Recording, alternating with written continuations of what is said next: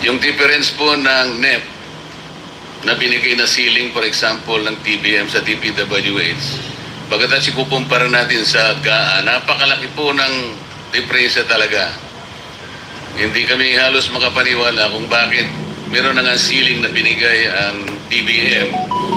Pagdating sa GAA, katakot-takot na patong ang nangyari.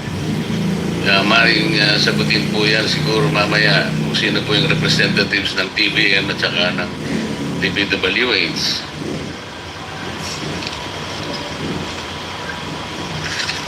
Ang Bureau of Internal Revenue po ay kausap namin sapagkat kailangan din po nilang tumulong dahil po sa malawak at maanumalyang pagkakagawa ng mga flood control projects. Nakahanda po sila. Ayon po sa aming informal engagement sa kanila, nandyan lang po sila sa paligid at nakahanda na mag-issue ng LOA sa mga individual contractors na inayahan po natin. Kailangan po nating ma-ensure ng contractors po na bibigyan ng ganitong otoridad ay mga legitimate entities capable of fulfilling their tax obligations. Sa Philippine Contractors Accreditation Board, kung nandyan po kayo,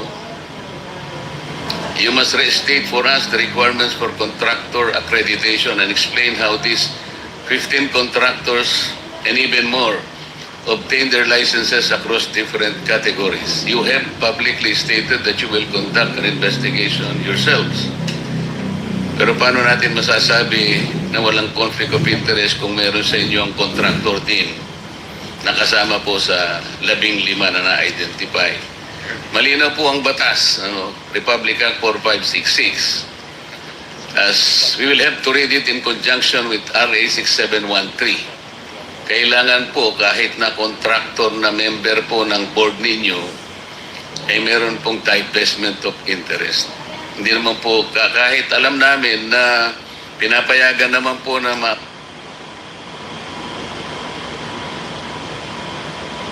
also within the spirit of Republic Act 6713. Kailangan po naka-divest kayo. At ang divestment, alam naman po natin, up to 4th degree of consanguinity or affinity. Pagka hindi po ganon, hindi po tunay na divestment yun. Kaugnay na rin po namin dito ang Bureau of Immigration and Deportation. We have requested the immediate issuance of Immigration Lookout Bulletin Orders.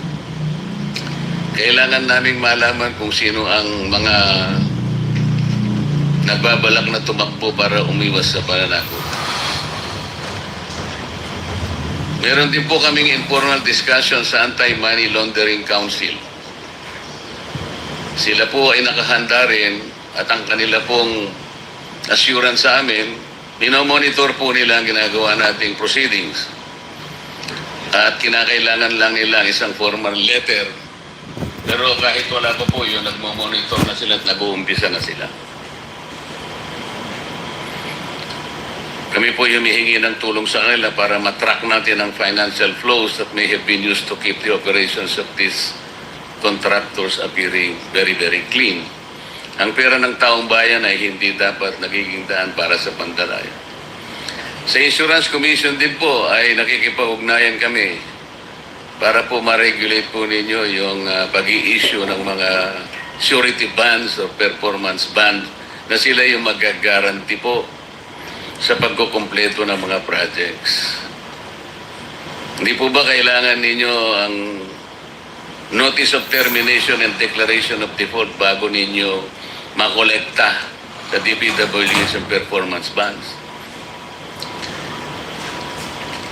Yung Commission on Audit po, talagang malaki po ang aming inaasahan sa inyo.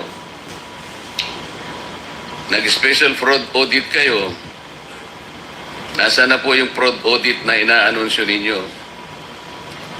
Sabi nga po ni Senator Mix nung nakaraang hearing, we must address the elephant in the room. Meron pong, ito po, allegation lang, kailangan din nating malaman. Yung asawa po ng isang commissioner ng COA po ay isang contractor din. Wala po tayong conclusion dito. Lahat po sana ito ay maayos nating maimbestiga lahat. Kasi parang may conflict of interest nga naman doon. Paano i-audit po yung trabaho po ng contractor. Nakikita po namin yung mga pattern. Puro pangako naman yung paggagawa ng investigation. Yun pong concentration ng 100 billion sa kontrata among the 15 contractors is not a statistical anomaly. It is evidence of systemic manipulation of our procurement process. Hindi po ito aksidente, hindi ito kaguluhan lang. Ito ay sistematikong pandarambong sa taong bayan. Sa hearing po nito, we demand the following: complete disclosure of all ghost projects, not selective submissions. Full identification of officials responsible for GAA insertions. Comprehensive reporting on regulatory compliance and oversight failures. Immediate action on immigration lookout bullying. Transparent cooperation with anti-money laundering and internal revenue investigations.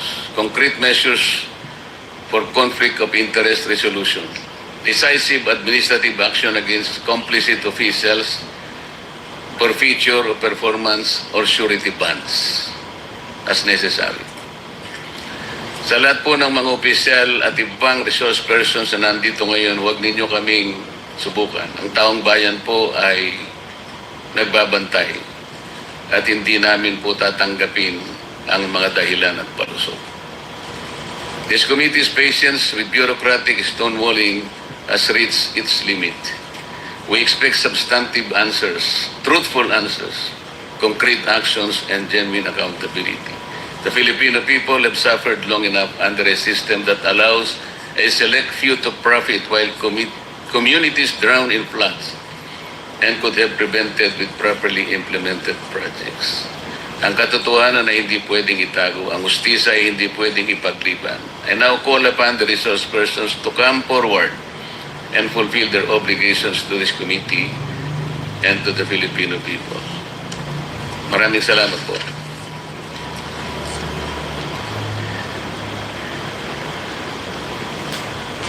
We now, Director General, we now to consider the motu proprio inquiry in aid of legislation on the Philippines underwater.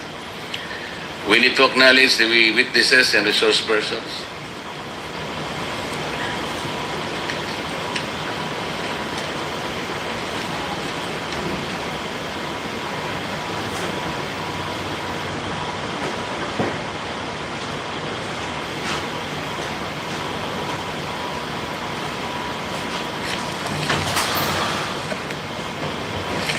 Mr. Chairman, may I proceed? Proceed, Director General. From the Commission on Audit, we have Ms. Tracy Ann Sunico representing the Chairman. She is Acting Assistant Director, Cluster 4, Defense and Security, National Government Audit Sector, NGAs.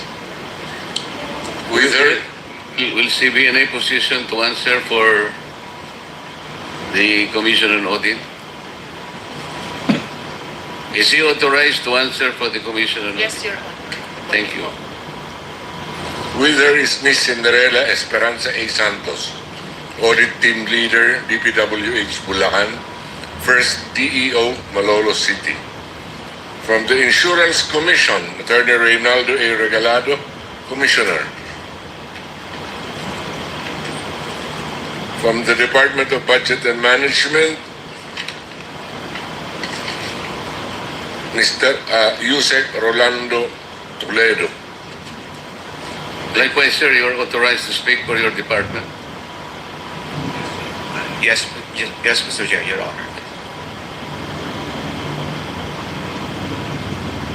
From the Department of Public Works and Highways, Secretary Manuel Bonoan. Undersecretary Maria Catarina Cabral, Planning, Public-Private Partnership and Information Management Service. Director Ramon Ariola III, Project Director, Flood Control Management Cluster, UPMC. Luz De La Rosa, Director, Internal Audit Service. Regional Director Roselier Tolentino, Regional Director of Region 3. Regional Director Jovel Mendoza, Regional Director Region 4A, Regional Director Virgilio Eduarte, Regional Director Region 5, Engineer Henry Alcantara, former District Engineer, Bulacan 1st District Engineering Office. Engineer Jason Hauco, Officer in Charge, Office of the District Engineer, Bulacan 1st District Engineering Office. Engineer Norberto Santos, Chief Planning and Design Section, Bulacan 1st District Engineering Office. Engineer R.J. Damasi, Project Engineer, Bulacan 1st District Engineering Office. Engineer Merg Jaron Laos, Materials Engineer, Bulacan 1st District Engineering Office. And Maria Cristina May Pineda, Cashier 3, Bulacan 1st District Engineering Office.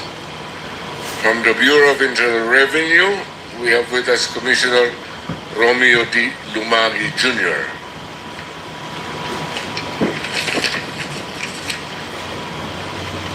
From the Philippine Atmospheric, Geophysical and Astronomical Services,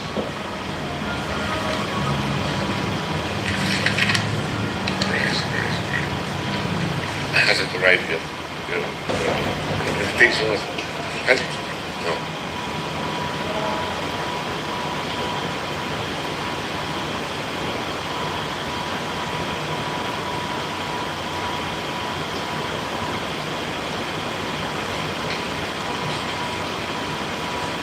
From Dos Pag-asa, Engineer Roy Badilla. From Metro Manila Development Authority, Attorney Romando Artes. From River Basin Control Office, Dr. Sevilio D. David Jr. From the Philippine Contractors Accreditation Board, PCAP, Dr. Pericles Dakay, Chairman. From the construction companies, Alex Apelido, President, Legacy Construction Corporation. Ms. Cesara Rowena Discaya, President of Alpha and Omega General Contractor and Development Corporation.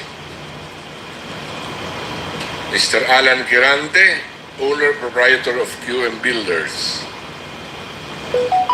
Mr. Ernie Bagao, Owner Proprietor EGB Construction Corporation.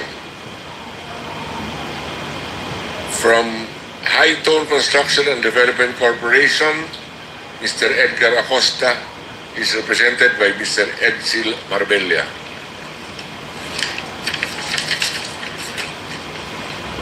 Mr. Wilfredo Natividad, 888 Construction Supply Inc. Mr. Romeo Miranda, President AMO Royal Crown Monarch Construction and Supplies Corporation. Ms. Marjorie Samidan, President MG Samidan Construction. Mr. Ryan Willie T. Uy, Proprietor Road Edge Trading and Development Services. Mr. Alvin Diego, Authorized Managing Officer, Silver Wolf Construction Corporation. Ms. Melanie Raimundo, Authorized Managing Officer of Raymond Builders. Your Honor, we also have here the presence of Mr. Mark Alan Arevalo, General Manager of Wawaw Builders. And from the DPWH, Before that, where is the owner of Wawaw? Mr. Arevalo? Is he here? You come forward.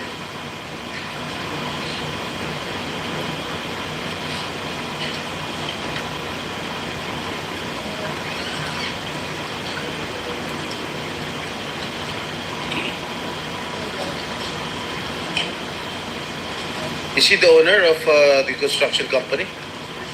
title is General Manager, Your Honor.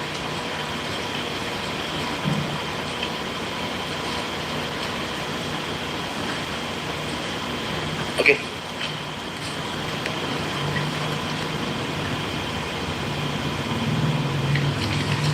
Those are all that are present today, Mr. Chair. Before we continue, let me acknowledge the presence of Senator Bato de la Rosa. You may want to administer the oath of other respondents who may not have taken their oath in the Yes, Your Honor. last hearing. Your Honor, before the oath, I would like also to inform that there are about 4 or 5, 1, 2, 3, 4 contractors against whom subpoenas were served, but they are not here right now. Can you please, Mr. Secretary, with all due respect, Mr. Chair, can you please mention the names of those Maria- who are here? Yes, Your Honor, if I may proceed. Ms. Maria Roma Angeline Armando, owner-manager, St. Timothy Construction Corporation. His subpoena was served on August 22nd. Mr. Yomir Villanueva, president of Top Notch Catalyst Builders, Inc. Excuse me. His subpoena was served on August 22nd. I think the other one is here. Come forward. Okay. Mr. Lawrence Lubiano, president, Centerways Construction. He's here, oh. What about those officials invited from the DPWH who are not here as of this moment?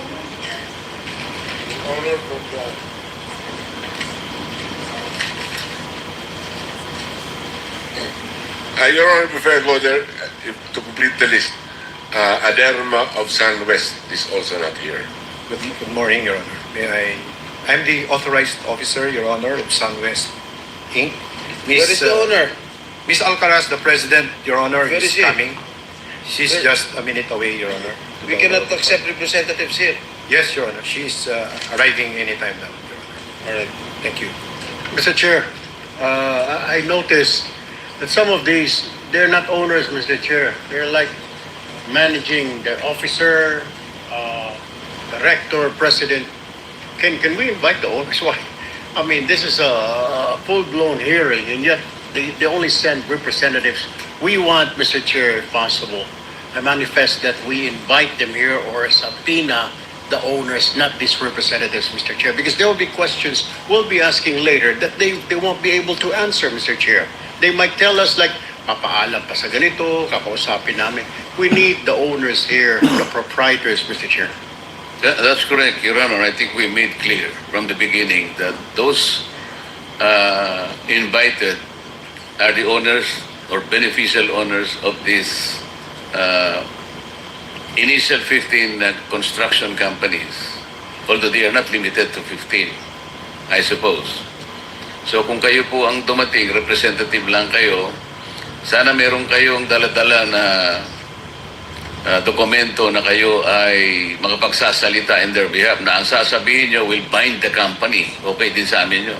Pero kung wala kayong ganon, pasensya na po, ang kailangan dito talaga ay yung may-ari na talagang sasagot sa mga tanong namin. Thank you. Mr. Chair, isa pa, sabi po ng DG po natin, Director General, meron po yatang 4 na pinadala na sa PINA pero hindi pa rin po sumipong. What is the pleasure of the body in connection with those recalcitrants? I move, Mr. Chair, that we issue a warrant of arrest for these people who refuse to attend despite the fact that we have already sent a subpoena, Mr. Chair. I second the motion. There's a motion to issue warrant of arrest to those invited resource persons, and the second, the motion is adopted. Mr. Chair, may I know who else from the Department of Public Works who were invited but are not here as of this moment?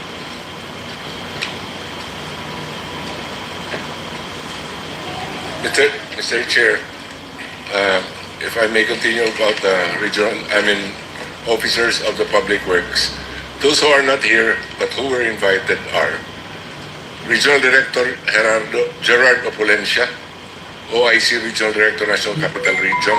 I think he is there. Already. Already signaling. Okay, thank you. Engineer JP Mendoza, Chief Construction Division, Bulacan First District Engineering Office. Is he here?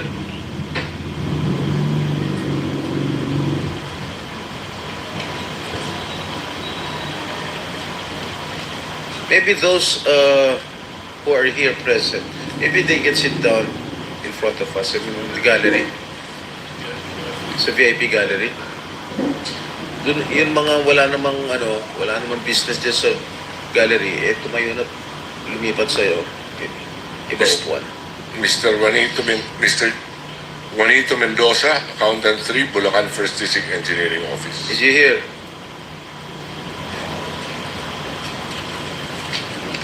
Where is Mr. Juanito?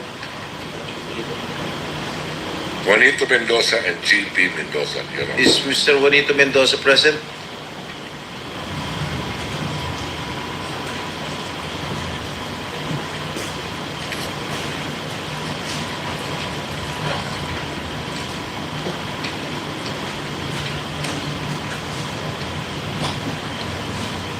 Let me acknowledge the presence of Senator J.B. Ejercito.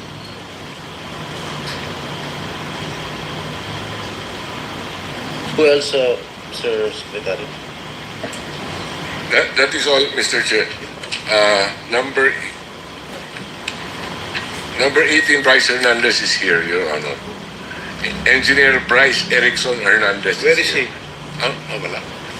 He's not yet here. I'm Where sorry. is Mr. Hernandez? He's former Assistant District Engineer, Bulacan 1st District Engineering Office. Okay. If he's not here until 10 o'clock, we issue warrant of arrest. To observe proper procedures, we have to complement the original motion to hold these persons invited but did not care to present themselves today. They should be all cited in contempt, preparatory to the issuance of a warrant of arrest for purposes of procedures. Thank you, Mr. Chair, for correcting me on that. May we know, Mr. Chair, who are these people who are invited yet failed to show up again despite of the subpoena issued by the Office of the Senate President, Mr. Chair? Can we ask the Secretary?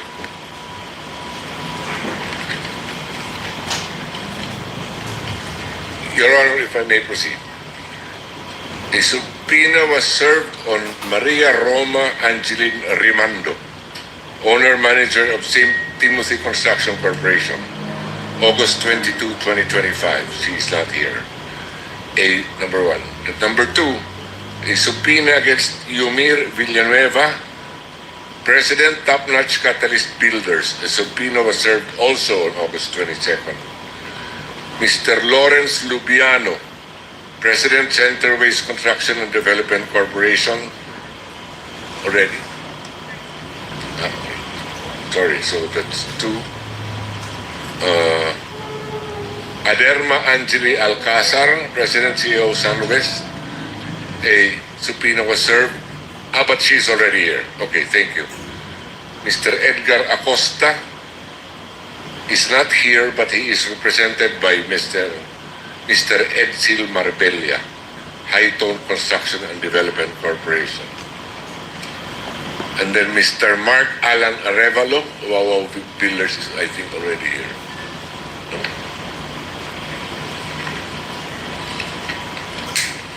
Mr. Chair. Sir? Thank you. If the motion of Senator Tolpo was recalled, then may I move to cite in contempt all these absent invitees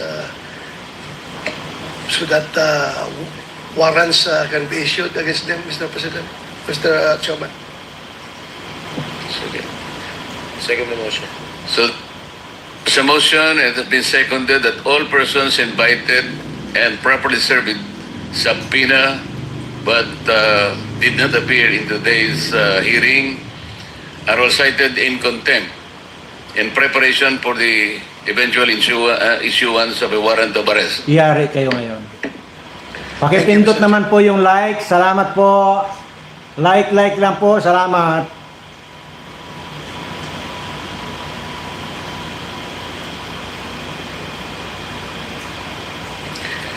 Ulitin lang po namin dun sa mga in-invite natin ng mga contractors belonging to the initial 15. Yes, sa aking Iba nga po, bandula. hanggang ngayon ay nagmamatigas pa na ayaw pumunta rito. para po maipakita namin ang kaseryosohan ng pagdinig na ito. Gusto nga namin i-accommodate kayo para sa ganon, matukoy natin talaga kung sino talaga ang mas malaki ang pananagutan sa napakalaking pinsala na nagawa ng pagbaha sa ating bansa sapagkat hindi naman talaga nagawa ang mga projects ang ayon sa dapat mangyari. Yung mga projects dapat ma-protectionan ng communities, ngunit ang nangyari, kabaligtaran. Kanina po, binabanggit ko na marami na kaming kinausap na mga ehensya ng ating pamahalaan. Yung AMLAC po nakahanda sangayon sa due process na hinihingi na ngayon ay kanilang Yes, Blesse Billones. Good morning din. tinutugay-gayan na mapipris po ang inyong mga assets. Nag-call na rin po kami ng outlook sa immigration. Sa mga kapatid, lahat po ng maaensang dapat nakausapin nandyan na. Ang pick-up, nakahanda po kayong iparevoke lahat ang mga lisensya sa sandaling mapatunayan natin. Ang DPWs may karapatang mag-blacklist yan sa ilalim ng kanilang pamamahala. Pwede po namin sigurong sabihin na makipagtulungan na kayo. Sa tingin namin, kayo naman ang hindi most guilty. So siguro pwede nating pag-usapan na sa ngayon, iniisip namin, baka para lang maingganyo kayo. Yes, Mila Palangdusan. Sabihin na natin, wala mo ng criminal prosecution. Kasi po, plunder lahat ang lalabas nito. Bilyon-bilyong piso po ito. Kaya kung sakali po na kayo ay ma-prosecute, puro plunder po ito. Alam namin na mabigat ito. Inaasahan nyo ba na kayo lang ang magdudusa dito? Eh kung magturo kayo halimbawa ng mas may malalaking pananagutan dito, sino sa DPWH ang may direktang may kagagawa nito? Ituro po ninyo. Sino po sa mga funders, sino po mga politiko na may kagagawa nito? Ituro po ninyo. Kayo ang magiging liability nyo lang, siguro civil damages. Kung papayag kayo, you indemnify the government. Ibalik nyo yung pera na nawala. Patulong kayo sa mga insurance companies na nag-post ng mga bonds para hindi kayo masyadong masaktan. Kung matutukoy pa ninyo kung sino-sino yung mga yan, sa tulong ng insurance commission. Ibig ko sabihin, para hindi kayo ang Miss Ina, pagiging lang ng leeg. Lolita, Ayun. Nebria. Yan po yung gusto namin mangyari rito. Bagamat meron pong nagbigay na ng mga feelers, ngunit hindi namin alam kung paano namin kayo matutulungan hanggat hindi po kayo magsasabi talaga. Meron po talagang sumulat sa amin na nagsasabi na gusto na nilang magtapat, ngunit ang sabi nila, nanganganib po ang buhay namin at buhay ng aming pamilya. So kayo po ang magdesisyon diyan. So let's proceed. Sino po ang gustong... Pakipindot naman po yung like. Salamat. Mr. Chair, I would like to request the COMSEC to administer the oath to all resource persons present here today. May I proceed, Mr. Chair? To all those who are here for the first time, kindly stand and raise your right hand. Stand, please.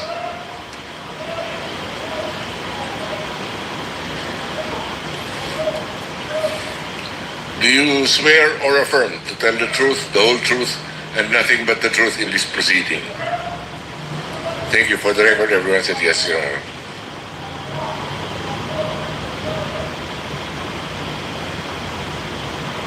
The minority there may want to... Ikaw na. With the permission of the chairman and of course our President Pro Tem, I'm very much concerned about the legislation that we can come up here, Your Honor, Mr. Chairman. There has been a brewing controversy, not only with the DPWH but also with the attached agency under the DTI. particularly pickup, which was created by Republic Act 4566 in 1965. As a matter of fact, in that Republic Act, the 3 board members of pickup should be submitted to the Commission on Appointments, which they have never done. It was amended by PD 1746 in 1980, but I think it's about time we amend this, Your Honor, Mr. Chairman. Right now, the pickup, the Philippine Contractors Accreditation Board, is under the CIAP, the Construction Industry Authority of the Philippines, which is an attached agency to the TTI. Palagay ko, after this series of questions that I would like to propose, Mr. Chairman, we would be able to come up with a law or an amendment to 4566 so that we may streamline these issuances of licenses and the like as far as contractors are concerned. So with your permission, may I proceed now? Proceed. Thank you. Mr. Chairman, the Alpha and Omega construction and the St. Timothy constructions were included in the top 15 flood control contractor list by President Ferdinand Marcos Jr. On the SEC papers, ibang owners and composition of the company, but in actuality, alam naman ng lahat na isa lang ang may-ari nito. Alpha and Omega, St. Matthew, St. Timothy, and St. Gerard Construction Corporations were registered in the SEC and pick up with different addresses, but all in Pasig City. However, in the 2022 case of St. Timothy et al. Versus the BIR, with CTA case number 10472, iisa lang ang address nilang lahat. Number 35 Tatco Compound, Jacinto Street, Malinaw, Pasig City. Now, my question for pickup is this. For pickup and the SEC, do you agree that there is material misrepresentation? Saan sila hahabulin ko iba-ibang ginagamit na address? Mr. Chair, may I request my Executive Director?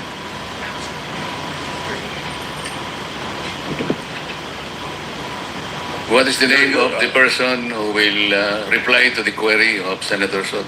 Your Honor, Attorney Herbert Matienzo, the Executive Director of the Philippine Contractors Accreditation Board. You are the chairman. You cannot answer for that. Engineer Daka, you come in with very strong credentials. As a matter of fact, friends of mine have been calling me, telling me that you are a man of honesty and integrity. Why are you pointing to your executive director? Our Executive Director runs the day-to-day activities of PICAP, Your Honor. Was he administered the oath? That's it. Mr. Chairman, may we ask that the person that Engineer Dakay would like to answer be administered the oath? Before we continue, Senator Soto, let me just acknowledge the presence of Senator Risa Ontiveros and Senator Morning, Annie Chair. Marcos. Where is he?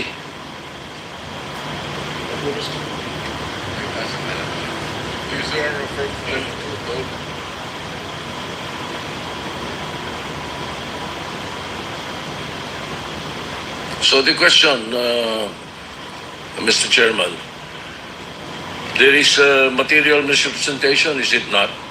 Saan sila hahabulin? O iba-iba ginagamit nilang address? Good morning, sir. I would like just to confirm, sir, that we are unaware of the CTA case filed by St. Timothy in the Court of Tax Appeals. In that regard, sir, we will check onto this, sir, and verify po the address that was in our database. But considering, sir, that the address that was given to us remains to be there, sir, then You are allowed to sit down, please.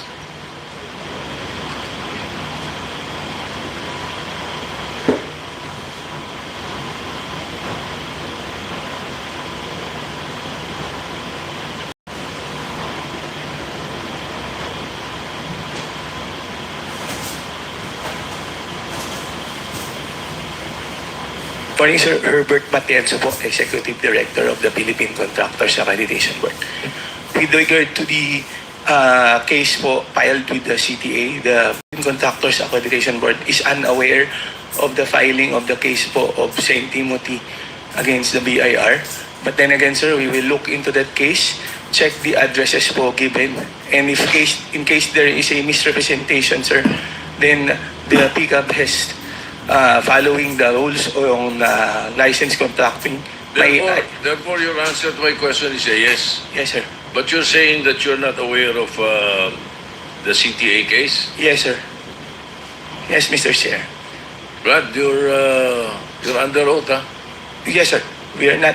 I am not aware I of was this. given a different information by the palace. Friday afternoon, after you guys met me in the morning. We will check our record, sir. I'm warning you, Brad. Be careful, ha? Basta you answer it truthfully, okay? Yes, sir. All right. You're not aware of the St. Timothy case? I am personally not aware of the St. Timothy case filed with the I'll city. hold you to that. All right? Okay, now. Also, the mentioned companies, including Elite Construction Corporation, have different authorized managing officers to represent the contractors. But the beneficial owner is the same. It has interlocking directorship. May corporate layer ba? Are you aware of this scheme, Engineer Takay? No, sir, we're not. So where are your mechanisms to flag companies misrepresenting through corporate layerings or fronting? Because it seems that the contractors, they just make another corporation and even sole proprietorship if you deny them their license.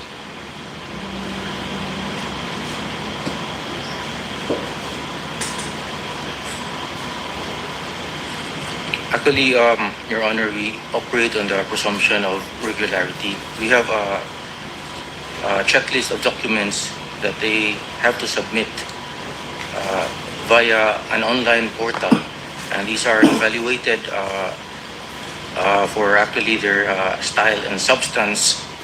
And if the papers and the documents are found to be regular, then there is a recommendation for the approval of your license.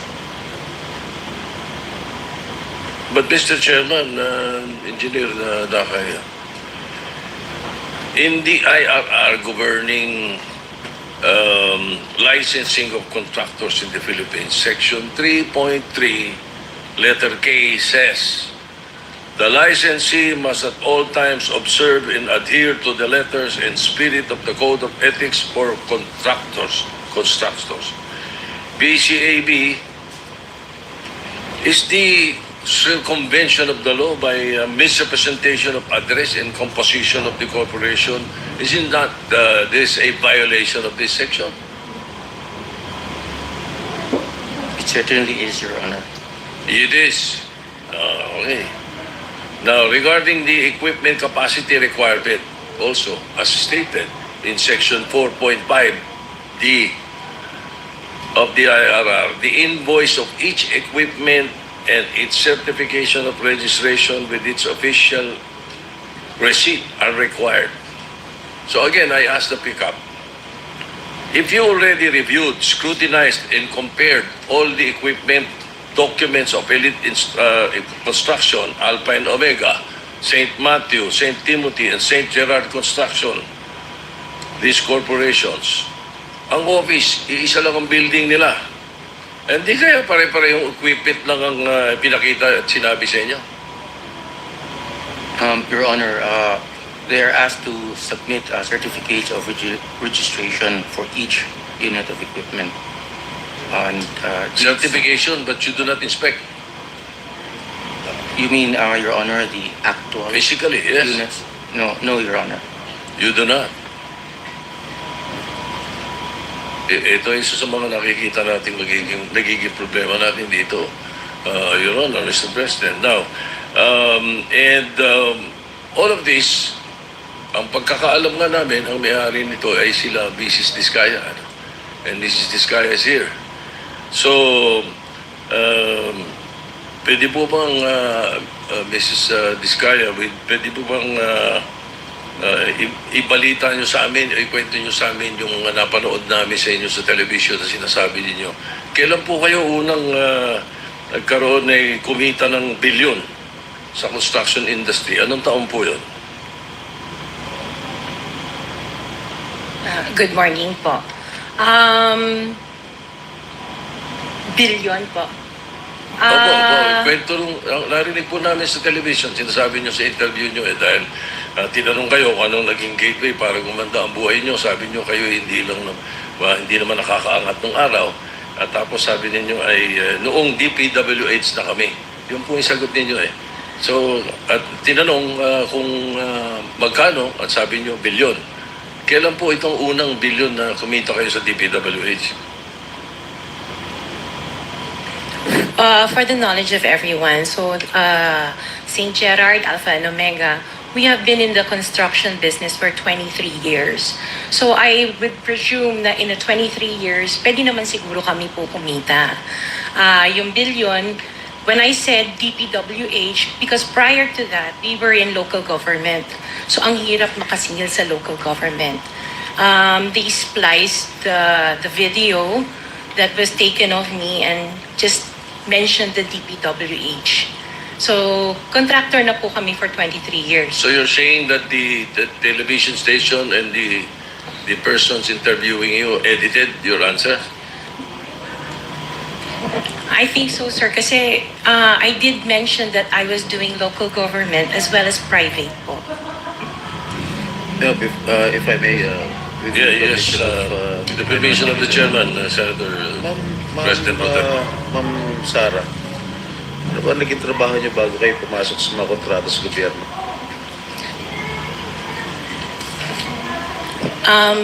My father was a contractor before. Contractor rin pero siya? yes po, Contractor rin sa for DPWH? LGU po. LGU, and then ako I worked sa ibang bansa. Yun po. Anong work mo sa ibang bansa? I was a dental receptionist and an orthodontic nurse. So you are a doctor? Nurse? No po. Yung asawa mo, ano trabaho? He works sa isang development corporation. And him and his brother were parang private contractors sa subdivision namin. Paano kayo, how were you enticed to join the mga kontrata sa DPWH? Who influenced you? Wala naman po. Nakita namin on PhilJeps na may mga projects na pwede palang mag-join. So we joined the bidding na we know that we were qualified for. Alright, Mr. Chair, I would like to reserve all my questions if my turn comes. Alright. Thank you, Mr. Chairman, to continue.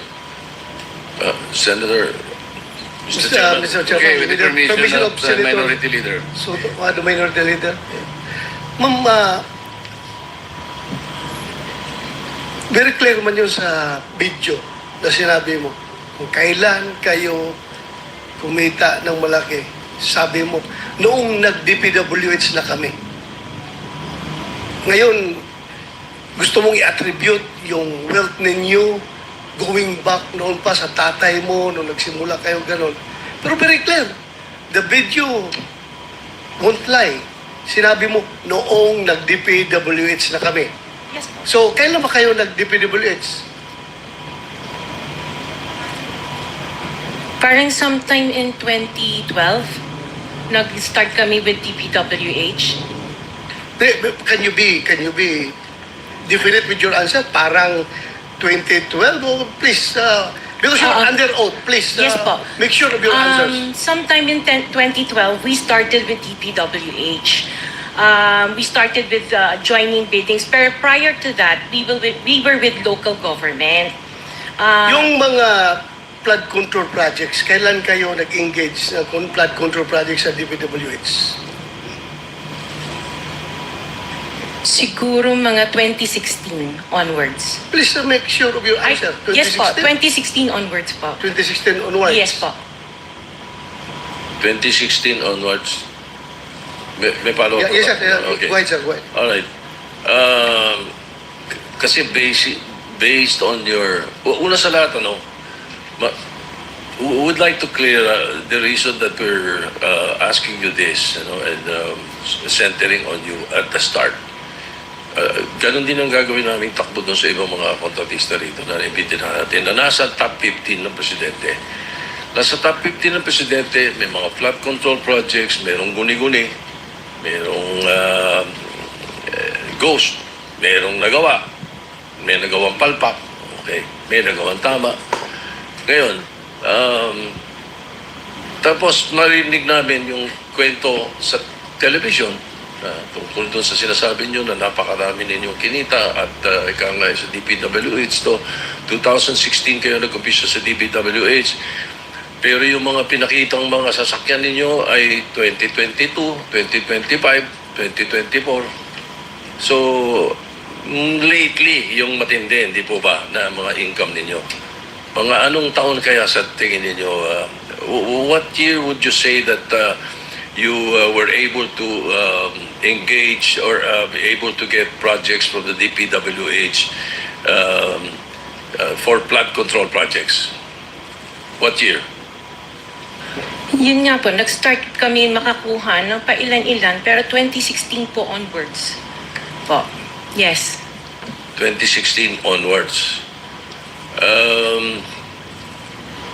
In 2017, how much did you pay the BIR on your income tax? Sorry, I don't have the data on me right now kasi I have an accountant that handles that po. Pero I can get it for you. Yes, please. May we request that Yes. we find out how much your income taxes were paid from that time, 2016 to the present. All right. Now,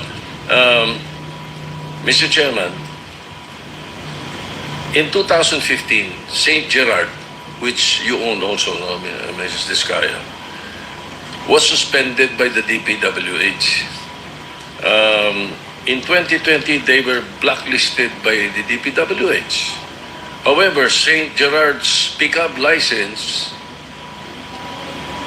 was renewed and is valid from July 1, 2023 to January 28, 2026.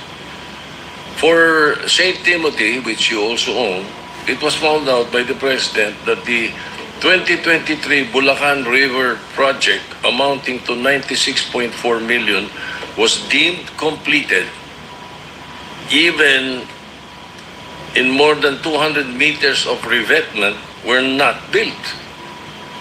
St. Timothy's pickup license was also renewed 2025 to 2027. So, Engineer Takay, what is the basis for the renewal despite the issues in their previous projects? Sir, Mr. Chair. Engineer Takay, can you not answer? You're the chairman. Bakit itong executive director ang pinasasagot niyo na pinasasagot? Yeah, the blacklist that was issued by the DPWH, Your Honor, has certain time limitations. So, once a notice that the project has been completed, then the blacklist is lifted. And pickup actually limit of responsibility is we can only institute disciplinary action upon a complaint or a verified violation. Ano ibig sabihin? Pag walang nagko-complain, sige lang na sige.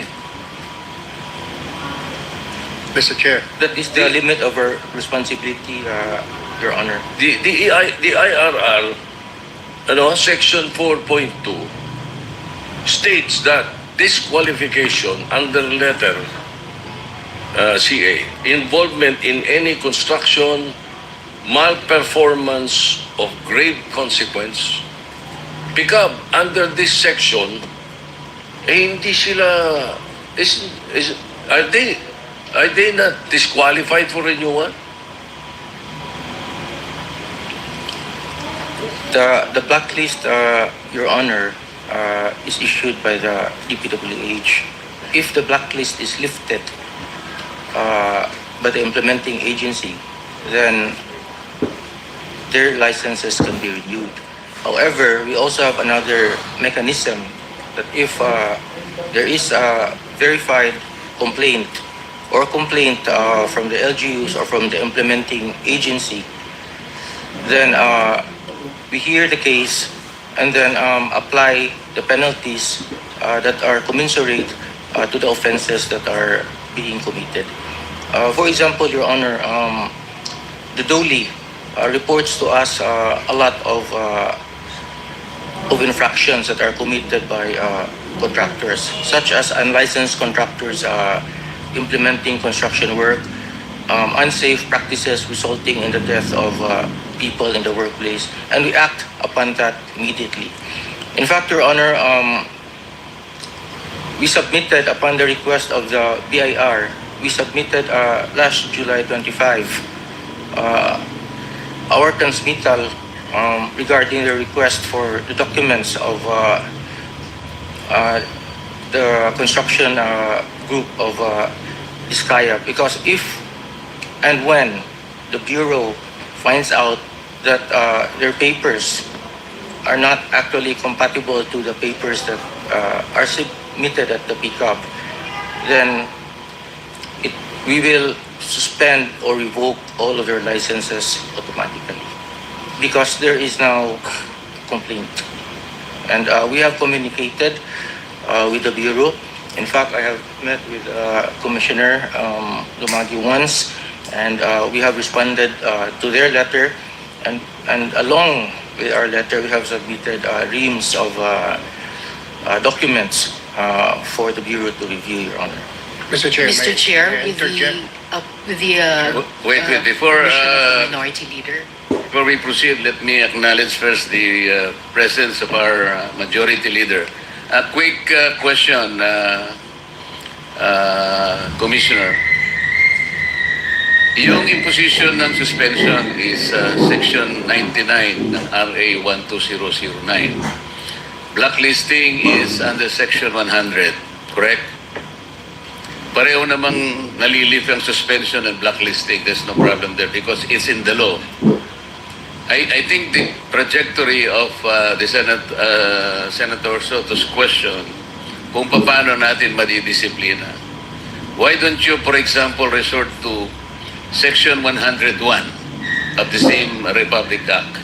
Kasi dito sinasabi niya, imposition of blacklisting with perpetual disqualification.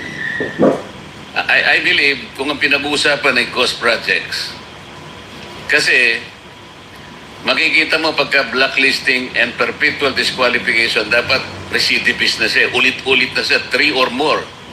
Kapag ka ghost projects ang pinag-uusapan, I think this is 10 times over. Halimbawa, nakalagay dito sa blacklisting, corrupt, fraudulent, collusive, and coercive practices. Tulad ng ghost, drawing up or using false documents. Ghost projects. Hindi pa pwedeng mag-apply yung Section 101, but there is a perpetual disqualification of this. You have to look into this. Yun siguro ang gusto mong puntuan, Yes, Senator, di ba? Yes, sir. Mr. Chairman, thank you, And sir. then I think we have to put a limit muna, sir. Kasi medyo gusto nang magtanong Sige. yung iba. Sige, Makakabalik ka naman, boss. I'll try to wind up for a while. Yes. Marami pa po akong tanong eh. My point here is that I want to amend the law creating the pickup. Kailangan lagyan ng mas matinding power mas maraming koordinasyon at coordinate sa DPWH, hindi lang sa DTI. So my line of questioning is towards that. Kung ano mga naging performance nyo, ang ginagawa ninyo, paano kayo paano yung dinidisqualify, paano yung license ninyo. I heard you have 45,000 accredited contractors nationwide.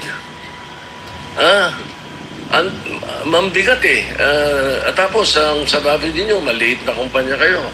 Maliit na agency lang kayo. Tatatlo yung board member nyo. Yung dalawang board member mo, are you aware that they are contractors also? Engineer Dakay? Yes, Your Honor. I'm aware. In fact, PGP has actually filed a voluntary leave of absence the day after their name appeared on the list of the So when they were appointed by whoever, President Duterte or President Marcos, because I know for a fact you were appointed by President Duterte originally, di ba? We'll give you more time, Senator Soto, para yung ibang gustong magtanong. Sige. Let me just re-emphasize, lahat po dapat makapagtanong, but ilimit muna natin sa first 5 minutes. Pagkatapos pag may time tayo, balikan po natin ang bawat isa. Senator Tulfo. Thank you, Mr. Chair. For PICAB, kay Engineer Dakay, alam nyo, Engineer Dakay, kung gugustuhin, may pamamaraan. It says in Section 29, Republic Act number 4566, pwede po kayo mag-imbestiga at gumawa po ng aksyon, suspension, revocation of license kung meron po mga report. Tama po? Yes, Your Honor. Alright. So, nasa inyong kamay kung pwede nyong i-revoke. Hindi po ba kayo nag-iimbestiga na maaring yung ilang mga tao ninyo ay naareglo at nababayaran kaya bigay na lang na lisensya? Take the case po dito sa Diskaya. 3 na po ang kumpanya, isa lang may-ari. Pag the blacklisted apply. So, ibig sabihin po ba, kung may kumpanya ako, mabablacklist, gagamit lang ako ng ibang pangalan, mag-a-apply ako, pwede na naman. And then I can apply again, same project or same agency, kahit na blacklist ako ng DPWH. Ganun po ba? You tell me. No, Your Honor. PICAB is also a quasi-judicial body. And we do a lot of investigations and we also resolve a lot of cases. Investigation siguro sa mga maliliit, pero kung mga malalaki na kagaya nito, wala ho kami naririnig. Bakit 15 po sila na nagkonsabahan, binulsa yung pera ng bayan, 1.3 trillion, wala tayong narinig. Ngayon, nandito kayo, papaliwanag, sasabihin nyo, meron kayong quasi-judicial. Nasaan yung quasi-judicial? Bakit yung pinayagan nangyari? 2022 hanggang 2025, 3 years, engineer. Wala kayong ginawa, hindi nyo kinansela yan. Isang kumpanya, tatlo pa. Yung isang may-ari. Wala kayong ginawa. Ngayon, pinapakita yung sa amin dito na meron kayong ganito, meron kayong nasaan yun sinasabi mo? 3 years. I understand very well your concerns, Your Honor, and I appreciate that very much. However, PICAB does not play any part in the implementation of the project. I'm not saying part of the implementation. Yung pag-apply lang engineer ng license. Kasi pag na-blacklist yung... Ganun naman ho, hindi nyo ba alam na ganun ang kalakaran ngayon? Or you don't have any idea na pag na-blacklist itong kumpanya na ito, gagamit ng ibang kumpanya o magbubukas ng ibang kumpanya? Alam nyo ho ba yun? Hindi. You know that, right? We hear that every now and then, Your Honor. You hear that, but you don't investigate. Na pag na-blacklist ng DPWH o ng kung anong ehensya, papalit ng pangalan or tatayo ng pangalan para makapasok ulit. Actually, Your Honor, when a company is blacklisted by any government agency, then we actually suspend their licenses. Well, hindi ko maintindihan na engineer, wala naman po na suspend sa 15 na yan eh, di po ba? Wala ako hindi ko alam kung nagtatanga-tangahan kayo, hindi nyo alam trabaho, o natapalan lahat ng mga mata ninyo ng salapi, kaya ho ganon. Balikan kita mamaya, Mr. Chair. I'd like to go to direct this question to Ms. Zara Diskaya. So ma'am, nung mablacklist po isang kumpanya nyo, ganun po ba ang SOP ninyo? Magtayo na lang ng ibang kumpanya para makasali, kaya dumami ang kumpanya nyo? Or kaya kayo nag-apply ng mga lisensya dito sa pickup ay para may maparentahan po kayo na mga lisensya po ninyo? Kasi napakadami po, Ms. Diskaya, yung inyong proyekto kung saan-saan na, daig nyo pa yung gobyerno. Imposible naman yung equipment nyo rito, may equipment kayo dito, napakadami yung equipment. Tama po yung sinasabi ni Senator Tito Soto na sa isang lugar, napakadami yung equipment, sa iba't ibang lugar. So, ano ang purpose na napakaraming kumpanya? What is that? Sir po, yung ibang companies po, we've divested from those companies. So I am directly lang with Alpha and Omega. Vested. Interjection, Mr. Chair, with the permission of Senator Erwin. Go ahead. Go ahead. Salamat, Mr. Chair at Senator Erwin.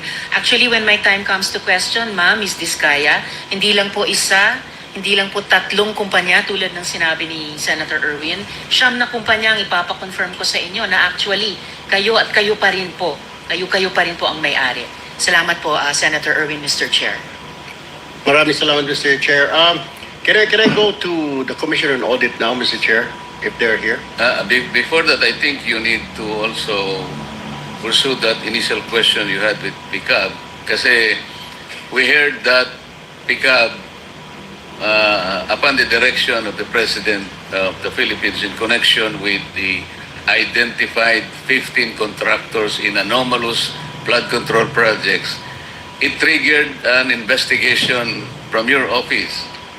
And I believe somebody told me that you communicated directly with the DPWH to be able to pursue investigation insofar as the 15 contractors are concerned.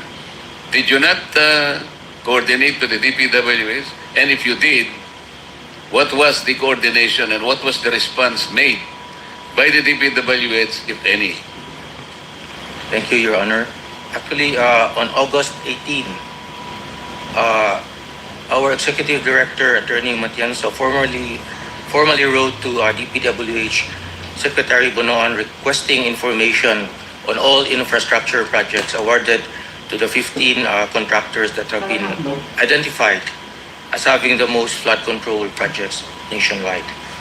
So we sought in our letter a list of all the projects awarded to these contractors, the status of project implementation, the findings from the... You were referring to the 15 contractors subject matter of this Yes, inquiry. Your Honor.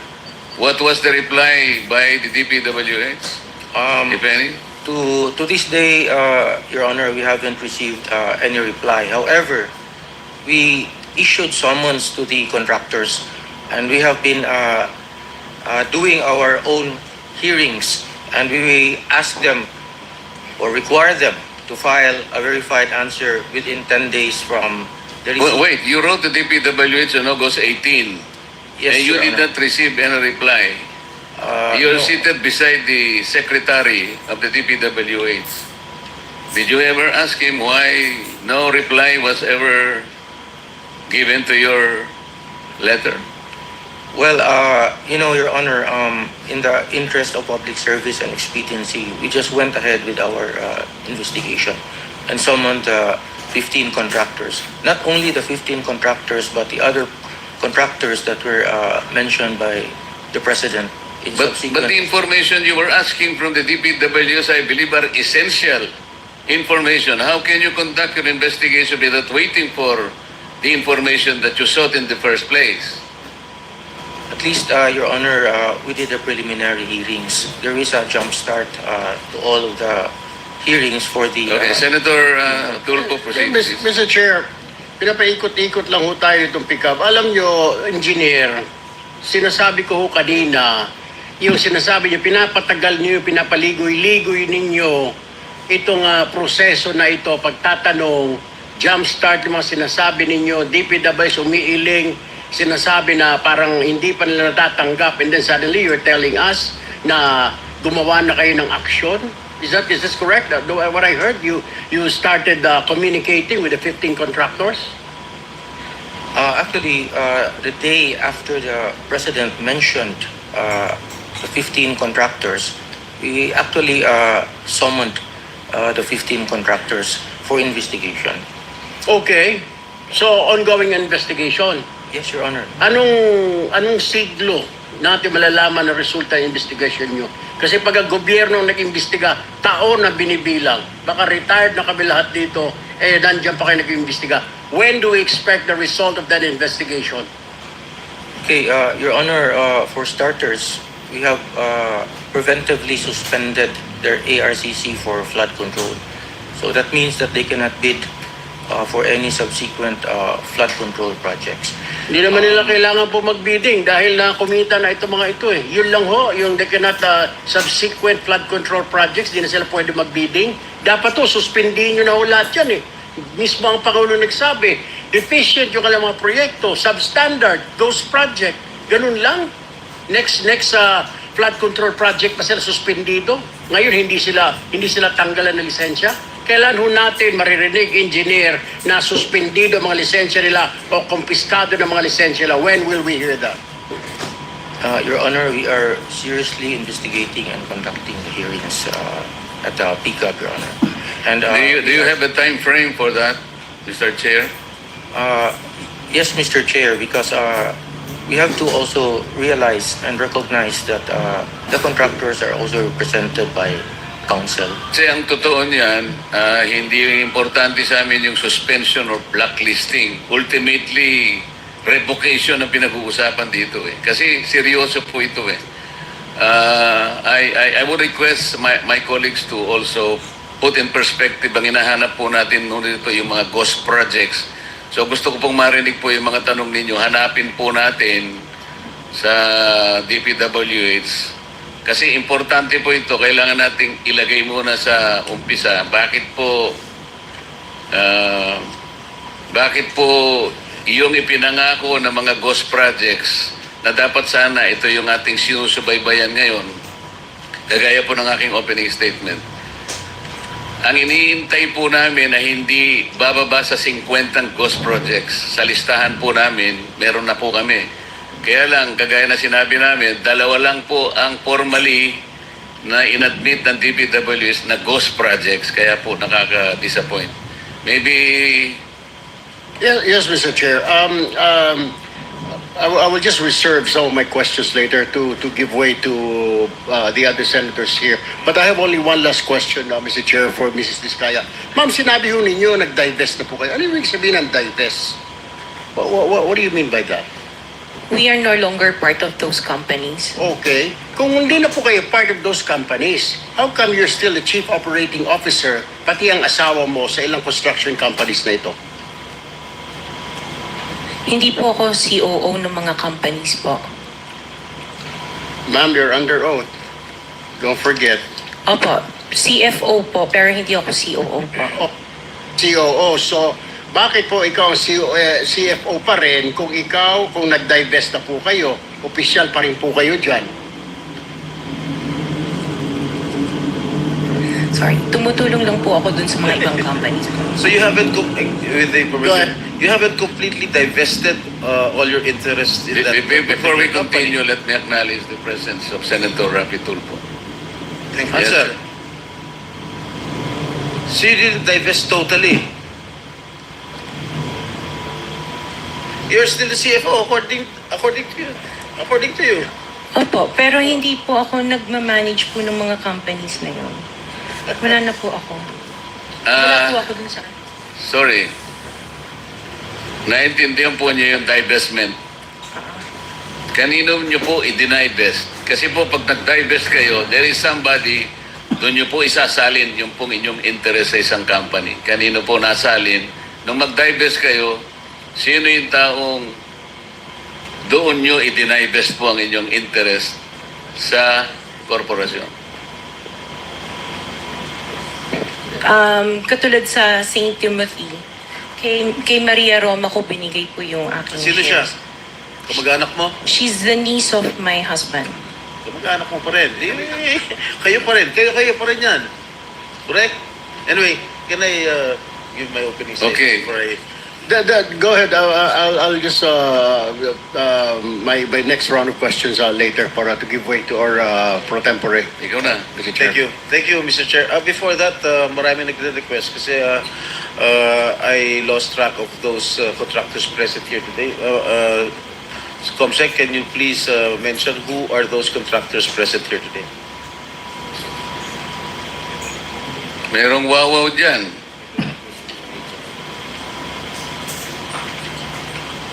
Mr. Chair, point of information with the indulgence of the SP Pro Temp while we're waiting for the visuals. Pinag-uusapan kasi just now, no, na yung claim na nag-divest sa kumpanya ang pamilyang Diskaya, who by the way, pinangalanan ng Philippine Center for Investigative Journalism na King and Queen of Flood Control Projects dahil sa kanilang extravagant lifestyle. We have information na listed pa nga bilang beneficial owners sa disclosure ng St. Timothy. Yun na nga po, si Maria Roma Angeline Diskaya Rimando. So they are still connected to those companies, Mr. Chair and SP Pro Temp. Bukod pa po sa idadagdag ko pang information mamaya, kaugnay ng interpellation ni Minority Leader, na hindi totoong nag-divest, at kung nag-divest man allegedly, hindi pa nila ginagawa yung iba pang mga requirements doon vis-a-vis, for example, the Securities and Exchange Commission. Salamat, Mr. Chair, SP Pro Temp. Noted, Senator Risa. Maybe Proceed. we can ask the Comsec to mention those Comsec, contractors present here today. Can you repeat the names of the listed contractors present today? Yes, Your Honor. Mr. Alex Abelido, President, Legacy Construction Corporation. Ms. Cesara Rowena Diskaya, President, Alpha and Omega General Contractor Development Corporation.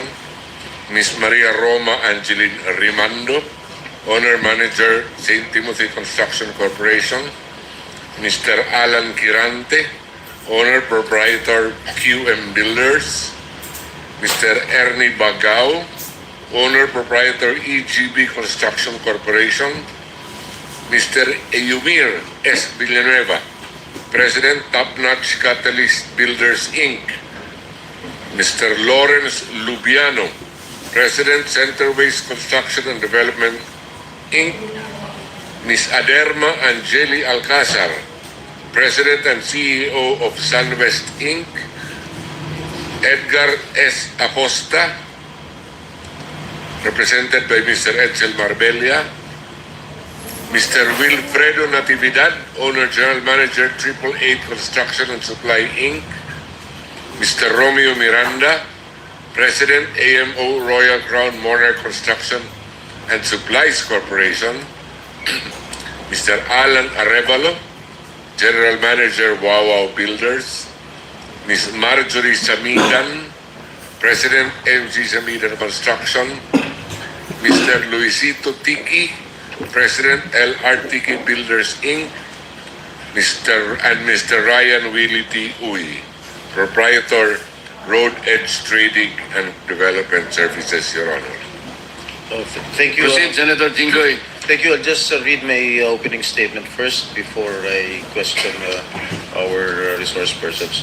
Okay, thank you, Mr. Chair. Today, we once again tackle the issue that cuts to the core of public service: corruption in government infrastructure projects. Billions of pesos have been allocated for flood control and drainage programs intended to protect lives, properties, and livelihoods from the devastating effects of typhoons and flooding. Yet, allegations of padded contracts, ghost projects, and substandard implementation now cast doubt on whether these funds truly serve their purpose. Mr. Chair, please allow me to state this for the record. Ang sabi po ng iba, wala raw po akong karapatan na magtanong, magalit, o manindigan laban sa isyu ng korupsyon. My life and struggles are an open book. Pero ni minsan, hindi ako tumalikod sa kahit anong akusasyon o paratang laban sa akin. Hinarap ko hindi lamang kaso, kundi ang kaparusahan. At sa huli, ay napatunayan na wala po akong sala. This investigation is not about me.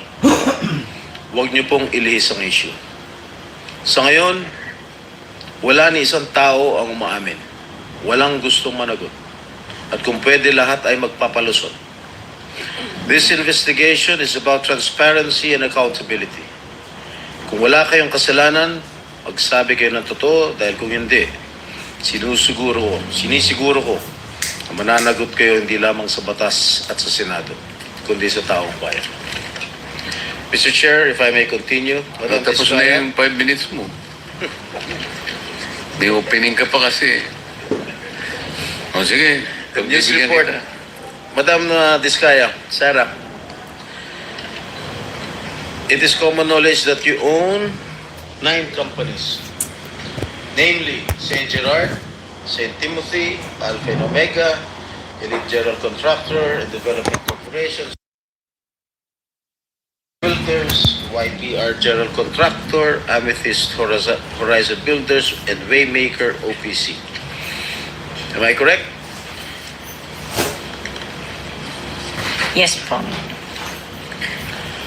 Hanggang ngayon, up to now, you own these 9 construction companies.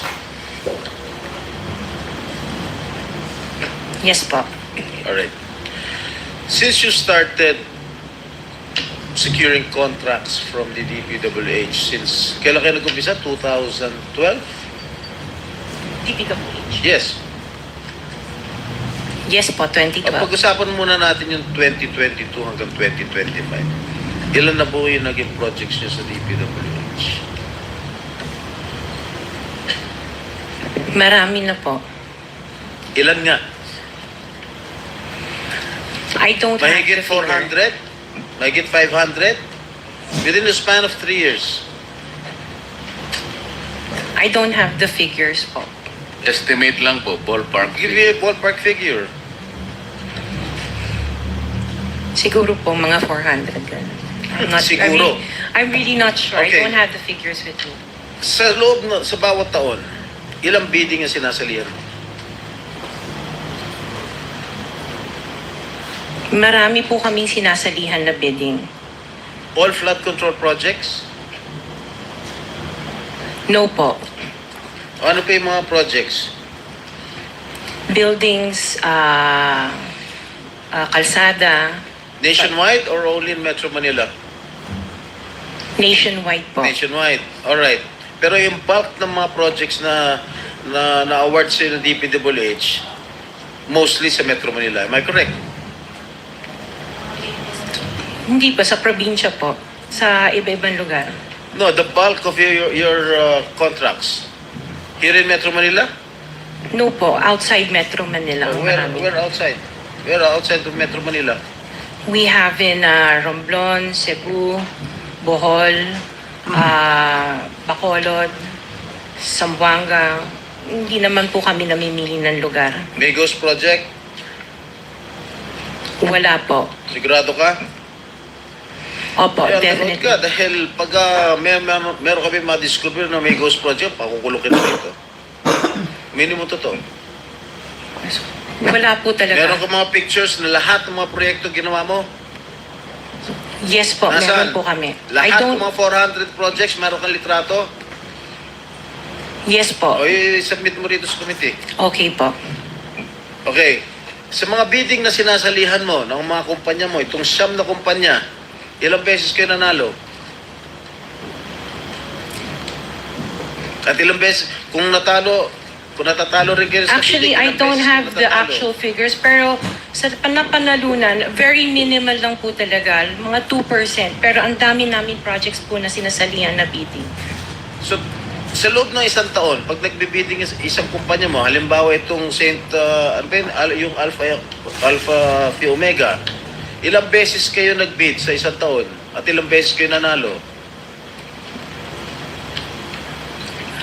Madami po kaming sinasali. I really don't have the figures right now, You know, but I if you come can... here, you have to come here prepared. Yes You do po. not come here unprepared. Alam mo na, tatanungin ka eh. Ikaw sikat na contractor, papa-interview ka. Oh. You have to come here prepared.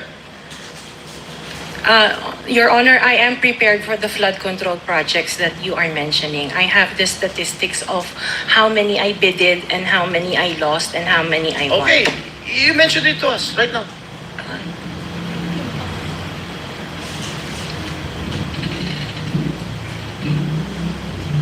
You are asking her to relate the 400. No. Parang mahirap naman yata. Hindi. In 2022, I bidded for 491 projects. This is just for the flood control, Your Honor. How many projects for 491. 491. I joined the bidding. Po. Oh. This is in 2022. I only got 71 projects from the 491 na sinalinan ko po. 71 only. How many companies? Ito This is siyam? just for Alpha and Omega Oh, po. what about the other companies? What about the other 8 remaining companies that you own? I don't have the statistics Oh. for that because I was only called as Alpha Wait, and Omega. You admitted earlier when I asked you if you own these 9 companies and you answered the affirmative. Right now I'm asking you kung ilan yung 71 71 flood control projects na napanalunan ninyo. Now you're only speaking in behalf of Alpha Phi Omega. Eh kanina sinabi mo ikaw may-ari ng Siyam. Why can't you answer in behalf of the 8 remaining companies? Kasi po, yun lang yung na-prepare po namin for today's hearing. Oh, what about the representative of the other construction companies? Itong si Remando. Oh, how many? You're representing St. Timothy. Good morning po, Mr. Chairman. For St. Timothy Construction po, we have 145 projects. Flood control projects. Yes, Mr. Chair. Since Since 2022, up to the present as we speak, 122. 145. Excuse me? 145, Mr. Napanalunan ang na-award sa inyo 145 flood control projects. Napanalunan niyo 'yan. Yes, Mr. Chair. So, all in all, doon sa 8 companies, ilan? Doon sa 9 companies, hindi nyo alam? Out of the 400, maybe, who can answer my question from the DPWH? Maybe they have the records there. Mr. Chair, with the Just indulgence for of the the SP record. Pro Temp, Yeah. Yes, Senator Risa. kaugnay nung pagtatanong ni SP Pro Temp sa ngayon, gusto kong makapag-flash ng screenshot po nung siyam na calling cards, nung siyam na kumpanyang iyon. Calling card po ni Mr. Curly Discaya, na asawa po ni Ms. Discaya. So, mag-asawa po, dapat alam po nila in greater detail itong mga kumpanyang ito. Ito po, Mr. Chair, SP Pro Temp.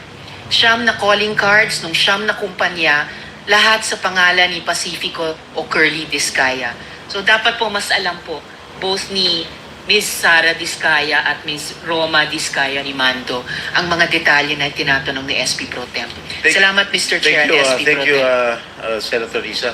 Okay, for the record, yung may-ari ng St. Gerard Construction, nandun yung pangalan ng asawa mo, Pacifico Discaya. Okay? Doon sa St. Timothy, sino may-ari ng St. Timothy? Ikaw si Remando, no? Kamag-anak mo si Discaya, correct? Sabi mo, pamangkin mo. Tama? And who is this Maritoni Miligrito, the owner of Elite General Contractor? Who is this? Answer. Pinsan ko po, Mr. Chair. From the left pocket to the right pocket. St. Matthew. Nandito yung asawa mo, Pacifico Discaya. Great Pacific. Oh, ikaw, nandiyan ang pangalan mo. Si Sara Rowena Discaya. Kaya hindi mo mapapagkaila eh. YPR General Contractor. Nandito rin ang pangalan mo. Miss Sarah, alam mo, huwag ka magsisinungaling, ha? Amethyst Horizon. Sino si Amethyst Horizon? Sino si John Brian Eugenio? Who is he? Sagutin mo, Miss Rimando. I didn't know, Mr. Chair. Madam Sarah. He's one of our employees. Oh, dami. Waymaker. Sino si Gerald William Discaya? He's my eldest son. Okay. Alpha Phi Omega, yan, asawa mo. So, you confirm, lahat ng siyam na yan, ikaw ang may-ari. Tama? Part owner po. Part owner. Okay. Kaya nyo ba talaga pagsabay-sabayin yung mga construction, mga proyekto ninyo? Paano nyo nagagawa ito? Yes po, we have sufficient employees naman that can carry out and execute the project. Okay, ilan ba yung mga empleyado ninyo? In the office po, mga 200 plus. Sabay-sabay kayong naawardan ng kontrata ng DPWH. Alam mo, nakakapagtaka dahil kayo lagi nakakuha ng DPWH contracts, ha? Sino ba talaga sa DPWH ang nagbibigay sa inyo listahan ng mga projects for bidding? Turo mo na. Wala po akong knowledge po. Talaga? Ba't Yes, nakakapagtaka dahil yung siyam na construction companies niya, yun ang laging favored, kumbaga, sa bidding. Kasi ang balita ko, isa kayo sa mga una nakakita at nakakapili ng mga projects. Bago pa mabuo ang National Expenditure Program, yung tinatawag natin na NEP. Parang menu lang sa restaurant na nakaka-order kayo kagad. Sino ang point person nyo sa DPWH na nagbibigay sa inyo ng informasyon na ito, para sa inyo, ito, para sa kanya? Sino? Sir, wala po akong nakakausap po. Wala kang kilala sa DPWH? Wala po. Hindi kami maniniwala niyan, wala kang kilala sa DPWH. Meron ako yung mga engineer, yung mga district engineers siya. Yun ang pala. Sino yung mga district engineer na kilala mo? Pero hindi po sila nagbibigay ng project po sa akin. At tinatanong ko, wala naman ako sinasabi sa'yo kung nagbibigay sila ng project, sino ang kakilala mo sa DPWH? Sila, mga DE po. DE Yeah, okay. ng... Sabi mo, sino? Teka sandali. DE ng Laguna, Sino DE nga? ng... Bakit may pangalan? I can't remember their names kasi I don't transact on Okay, behalf of the DE ng companies. Laguna, sino pa? DE ng Bulacan, DE ng... Is he here? Nandito ba? Yung DE ng Laguna, DE ng Bulacan, nandito ba? DE ng Bulacan nandito. Okay, paano nyo nalalaman ang mga projects for the bidding? Sino ang nagbibigay ng listahan sa'yo? We don't have a list. Naka 6 minutes ka na, erap.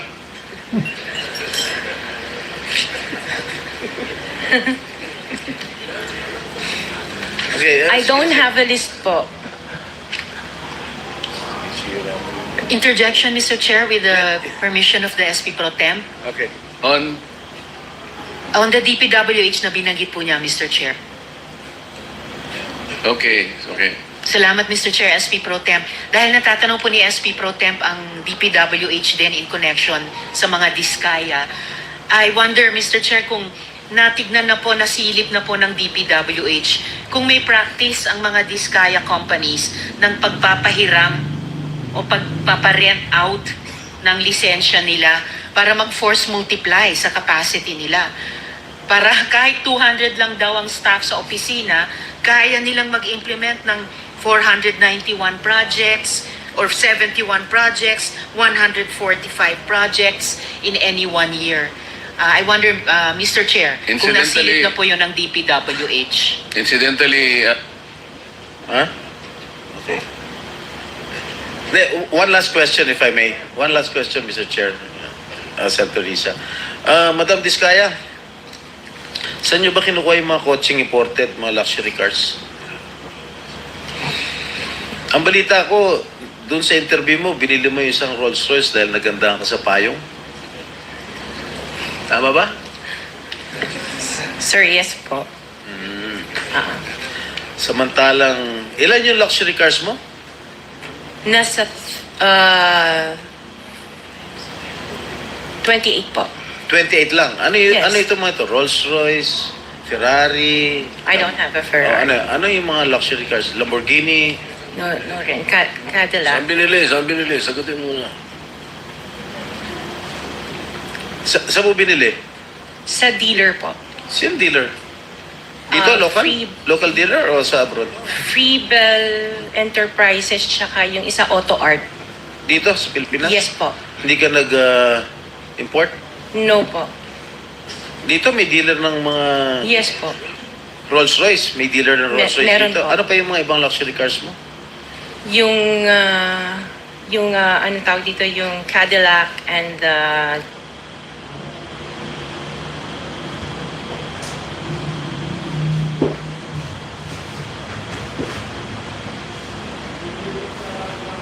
Nako, nag-blackout.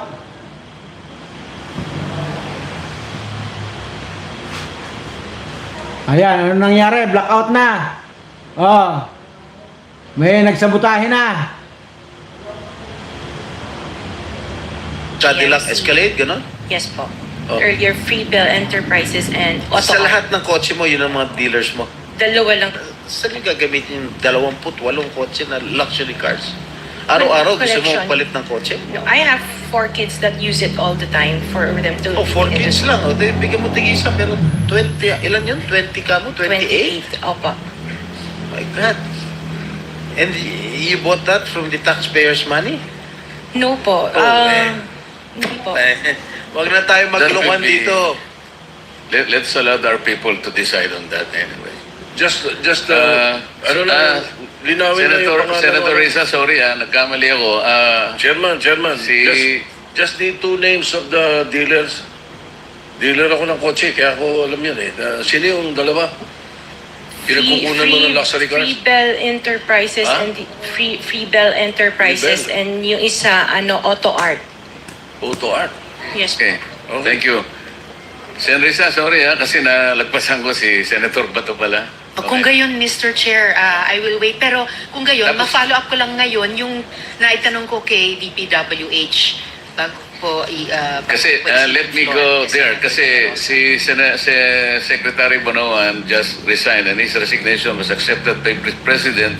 Gusto ka nga naming tanungin, Secretary, total kare-resign mo lang naman kahapon.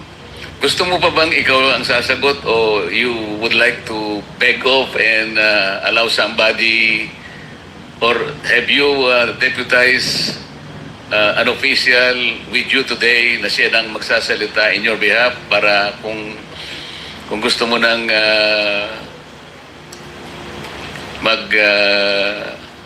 mag-beg off, it's up to you.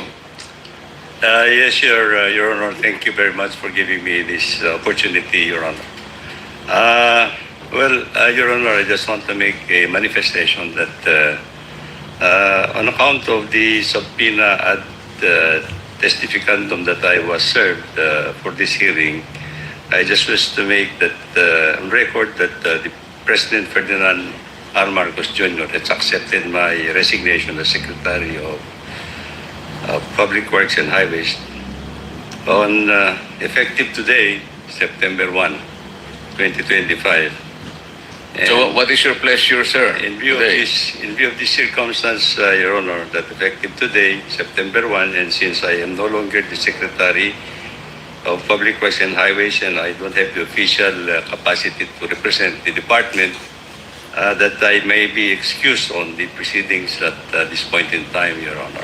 We can do that, Mr. Mr. Chair. Secretary, and we will thank you for having raised our inquiry today.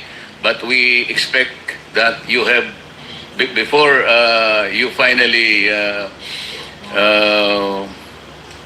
exited from the public office, I think you have deputized somebody who will represent the entire department for questioning before this inquiry today. Have you done that?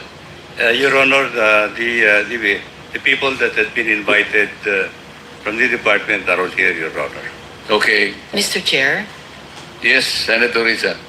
Mr. Chair, bagamat gaya ng sinabi ng Chair at ni former Secretary na tanggap na ang kanilang pagbibitiw, however, I would still like to appeal at least dun sa institutional memory ni dating Secretary Bonoan. Kahit dun lang po sa naitanong ko na po sa kanila kanina, if I may, Mr. Chair and the good former Secretary, kahit yun lang ba dun sa tanong na nasisilip na po ba ng department kung may practice po ang mga diskaya sa kanilang mga kumpanya na pinapahiram or pinaparent out yung mga lisensyang hawak nila. Kaya nakapaggagawa di umano ng daang-daang mga proyekto at any one time, particular po sa flood control.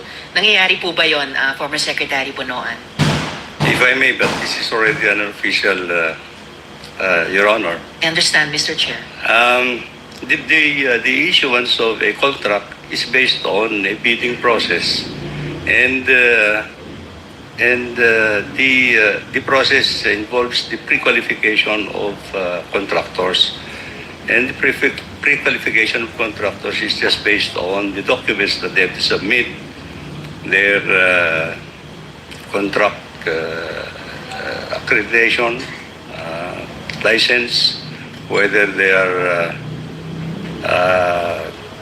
they have a license for A, AA, AAA, and things like this, depending on the project that they're going to implement. And then they have to submit the list of equipment that they're going to use into the project, whether it is owned or leased, Your Honor. And then the other document that they have to submit is actually their net contracting capacity. And this is based on a certification coming from the Bureau of Internal Revenue, Your Honor. So these are the three documents that we use in assessing actually all the those who are entitled to participate, Your Honor.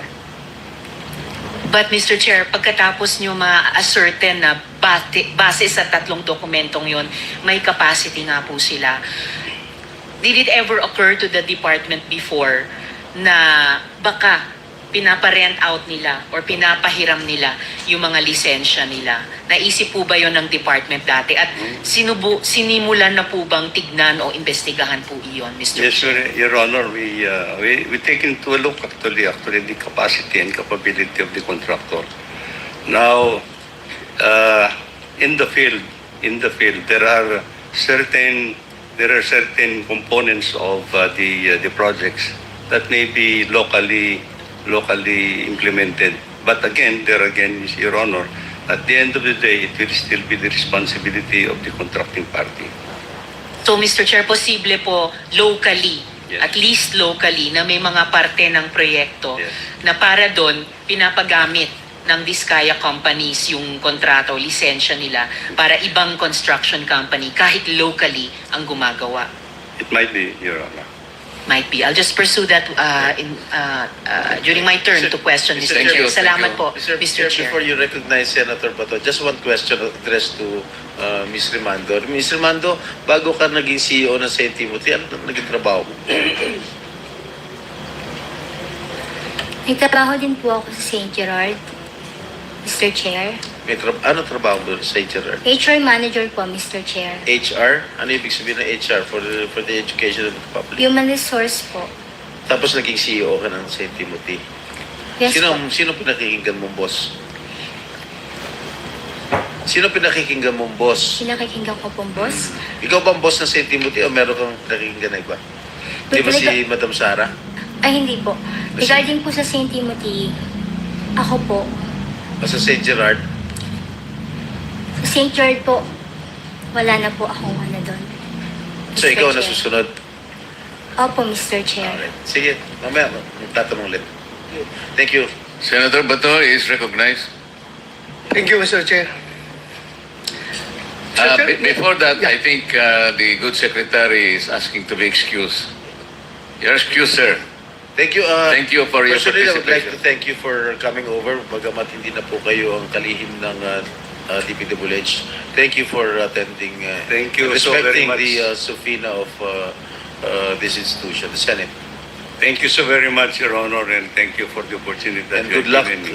in your future journey. Good luck. Thank you, Your Honor. Senator Bato. Thank you, Mr. Chair. Mr. Chair, may I request the presence of MG Samidan Construction? Dito ba? I was informed I'm here, Your Honor. is around. MG Samidan. Ay, yes ma'am. I'm here for Your Honor. Since your registration as a corporation with SAC in 2019, your paid up capital up to now remains 250,000. Yet, based on news reports, you bagged a total of 5.022 billion pesos worth of flood control projects. Paano niyo po ito nagawa? Sa loob lamang ng 5 taon, mula sa 250,000 pesos, ngayon bilyon-bilyon na po ang inyong naging proyekto sa flood control. Your Can you Honor. explain to this committee, please? Yes, Your Honor, if I may. Yes. We are a sole proprietor company. We are already 34 years in the business po sa construction. In 1991, it was started by my husband as a authorized managing officer. Tapos nung namatay po siya noong 2007, I have to register again. But yung trade name po namin, yung trade name po ng asawa ko, yun pong ginamit namin. And this is a sole proprietorship company po, sir. In 2019 though, we have registered this company, but it's MG Samidan Construction and Development Corporation with the purpose sana of incorporating po, may magpa-transition sana sa corporation yung sole proprietorship. But nung nangyari na po yung COVID, hindi na po natuloy. So we have been using this sole proprietorship company until today, sir, Your Honor. Yes, ma'am. Thank you for that. Dito muna tayo mag-focus sa 5.02 billion from 2022 to 2025. Saan po itong mga flood control projects na ito makikita? Mostly sa car po, Your Honor. Lahat ito, Cordillera region? With yung may nearby province.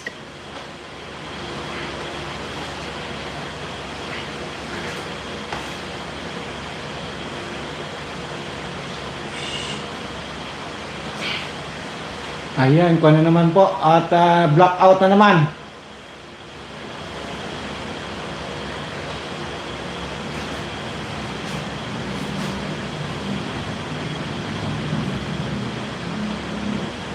Nako. Blackout.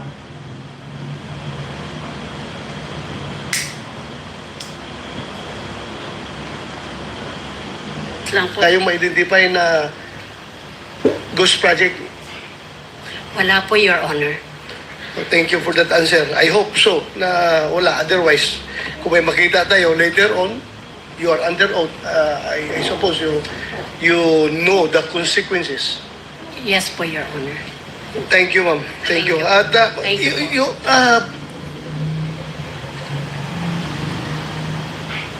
gaan yung pick up.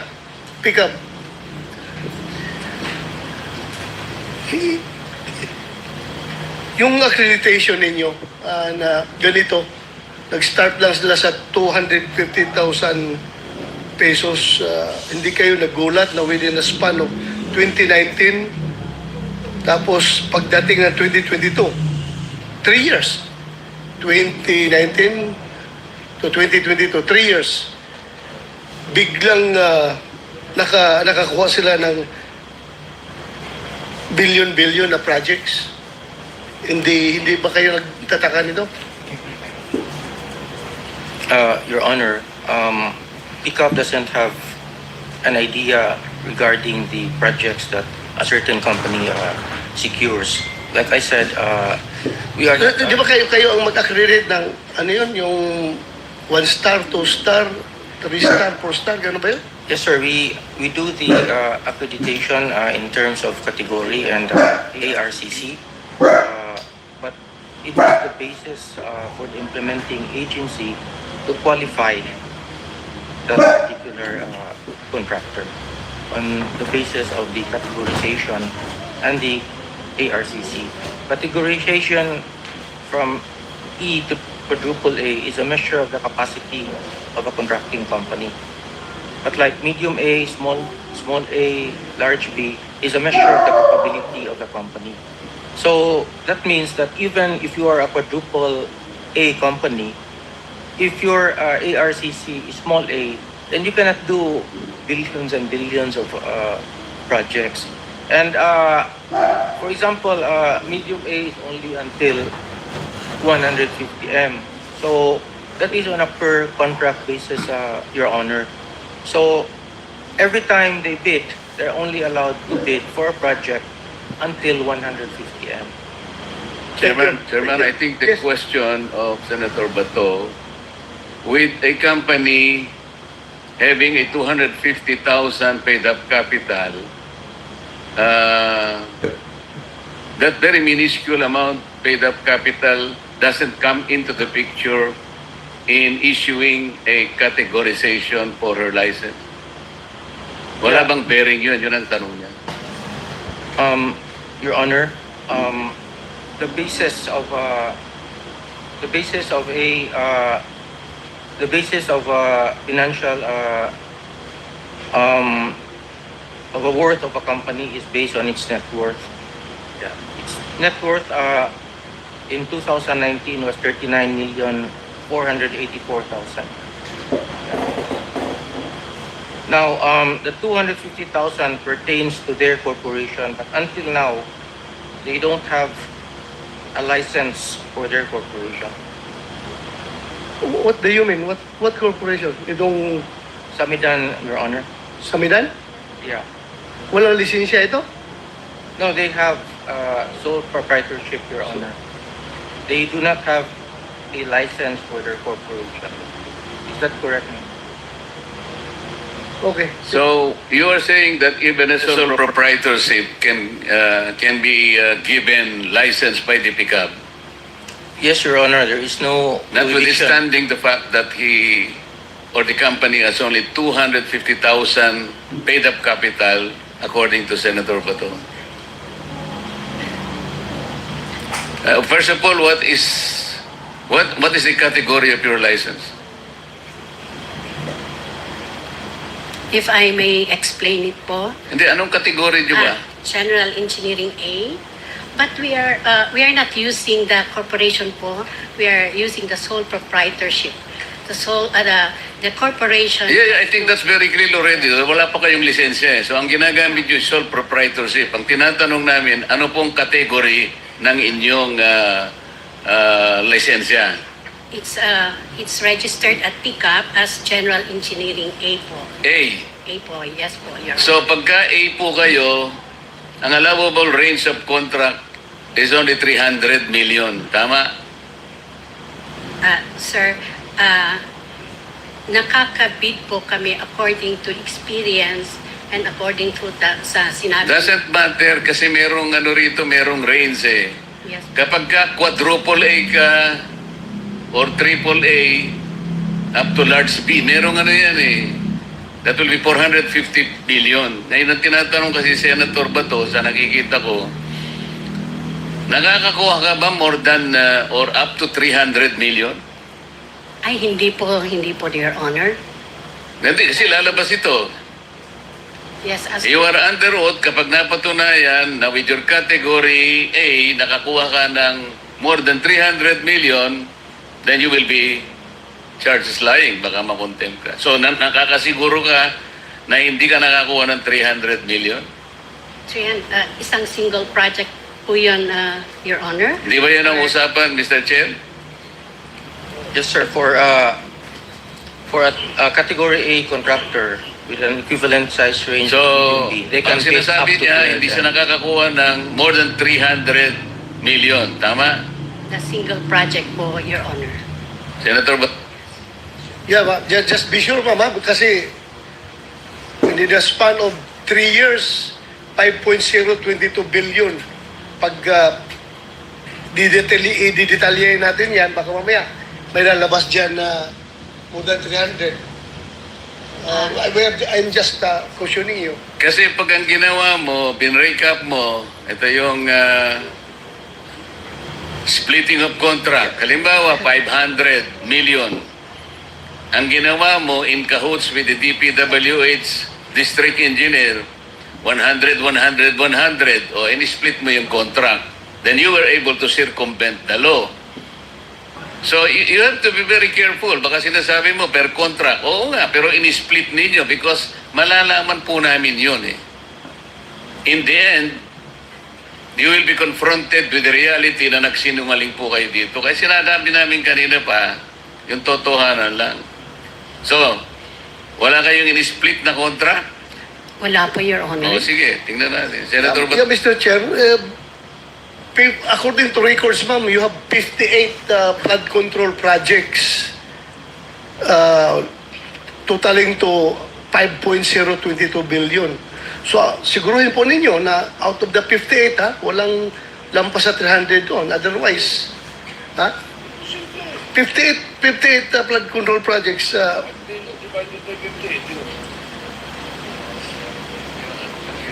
Dali lang. Mr. Chairman, imposible. 5 billion 5 billion divided by 58. Oh. let me help you, madam. Thank you, Your Honor. 2024, ilan po ang flood control projects ninyo? 2024, last year. I'm not aware po sa numbers, but since Hindi po kita matutulungan kung hindi nyo alam. yeah, 2024, ilan po yung projects ninyo? Lahat. sa flood control projects po from 2022 to 2024. Hindi nga 2024 lang para sandali lang tayo. I cannot recall for I O cannot yun ngayon, recall for now. 2025, ilan ang pinoprosecute ninyong flood control projects? Sa ngayon pong 2025, wala pong na-award Wala kayong project ngayon. sa flood control po, Your Honor. 2024, hindi mo ma-recall. Yes, what I prepared is only from 2022 to 2025 that we have 58 flood control projects po, Your Honor. Were you able to execute several projects at the same time? Halimbawa, sa isang taon, 10 ang inyong ginagawa. Pwede ba yun? Yes po, Your Honor. Okay. Sabi na lang natin 10 ang projects nyo in 2024. Ilan pong technical people ang hawak ninyo to dedicate them sa 10 projects which you are executing all at the same time? We have several people po. I'm not talking about several people. I'm talking about technical people and technical equipment. Each project must have dedicated personnel. We Project A, for example, meron kang 5 na engineers dyan. Iba-iba ang katungkulan yan. Hindi mo pwedeng gamitin yon sa ibang project.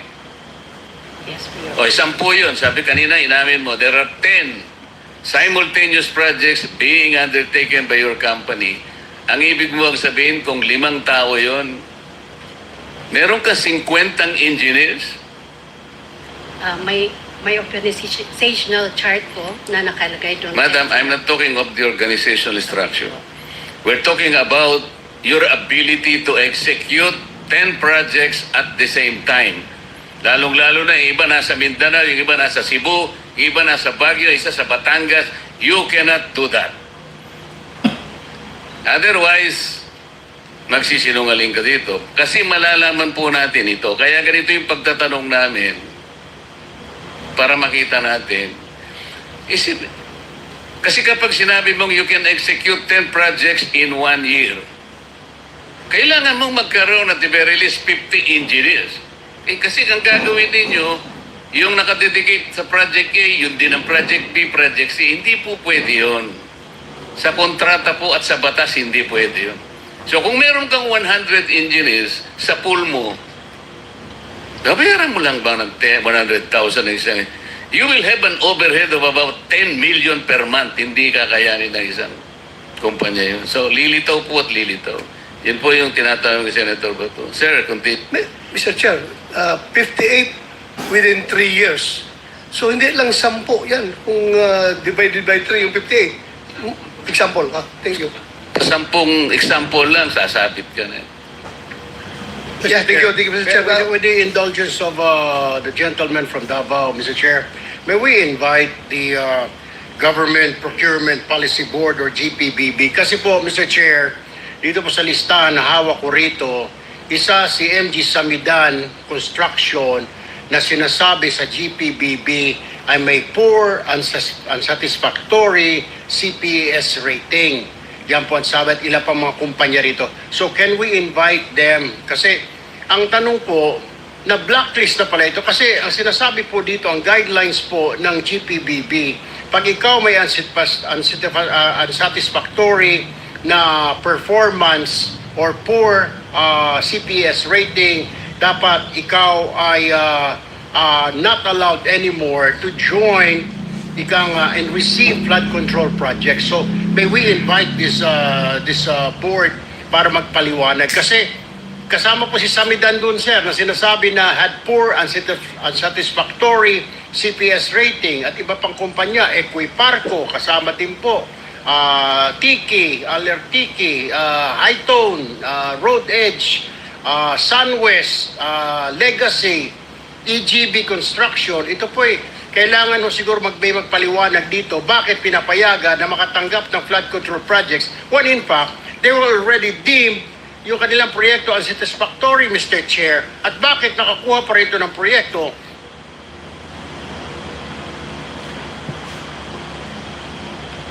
Ayan. Blackout na naman.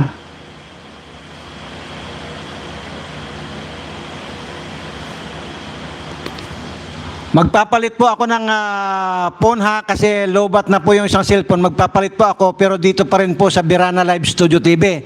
Kaya